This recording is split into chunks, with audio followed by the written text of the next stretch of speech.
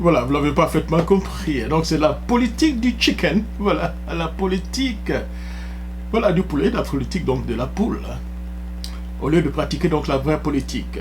Alors, je parlerai donc tout à l'heure, cher ami, donc de la réplique au gouvernement donc ivoirien. Le porte-parole du gouvernement ivoirien, cher ami, affirme que l'exclusion donc d'un citoyen donc de la liste électorale ne violerait pas donc le pacte international relatif aux droits civils et politiques. C'est pour moi donc une lecture très erronée, hein, et dangereuse et réductrice donc du droit international. De fois, je me demande si nos amis d'en face la font semblant. On a l'impression, comme je le disais en début d'émission, il y a la loi doit être appliquée pour l'opposition, mais la loi ne doit pas être appliquée pour le gouvernement, ni pour les membres donc, du gouvernement, ou bien pour les supporters du parti au pouvoir. D'abord, l'article 25 donc, du pacte garantirait donc à tout citoyen non seulement donc, le droit de voter, mais aussi celui donc d'être élu et de participer donc pleinement à la vie politique sans discrimination ni restriction donc déraisonnable. Et ce droit est effectif, pas en théorie, pas théorique. C'est un droit effectif, mais pas théorique. Le fait que M. Tidjane Thiam préside donc un parti politique ne suffit pas. Ne suffit donc en aucun cas à prouver qu'il jouit pleinement donc de ses droits civiques. Ce serait comme dire à un écrivain emprisonné, mais un livre, voilà, parce qu'il a encore donc son stylo. Voilà. Donc le prisonnier qui est là-bas, vous dites non, vous savez, mais oui, bon, il est en prison, mais il a quand même son stylo, donc voilà, il est libre.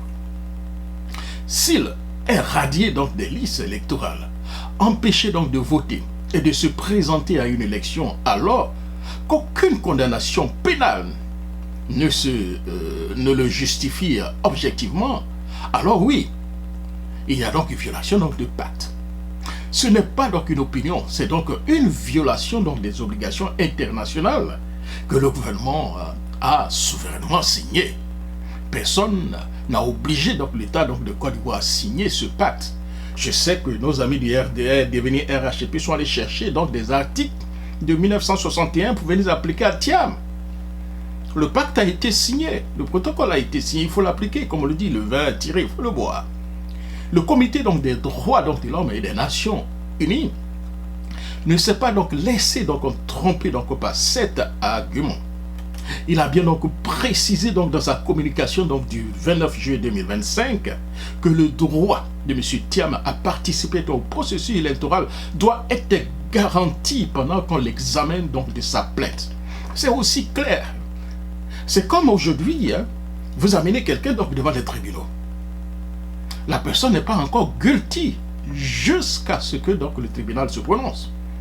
Et le tribunal dit, bon d'accord, je vais me prononcer peut-être dans 2 semaines, mais en attendant, retournez sur vous et chacun conserve ses droits. Donc M. Thiam conserve ses droits jusqu'à ce que le comité se prononce. Et je pense qu'ils doivent se prononcer, hein, certainement à partir donc du 6 ou 7, bien de 8 janvier 2026. Donc pour l'heure, il faut arrêter les chicken out, les gentlemen. Alors, on va revenir encore. Ils sont actuellement au pouvoir et puis voilà. C'est un peu cela. Voilà. C'est un peu, voilà. Voilà la politique que nos frères et sœurs pratiquent aujourd'hui en Côte d'Ivoire. La politique donc du chicken. Vous comprenez? Donc c'est clair, cher ami. Alors, en résumé, ce que nous pouvons dire par rapport donc à ce segment, présider un parti politique sans pouvoir voter ni être candidat n'est pas donc de la participation politique. C'est donc de la décoration démocratique. Et ça, c'est aussi clair que ça. C'est donc de la décoration donc démocratique, c'est pas donc participer au processus électoral.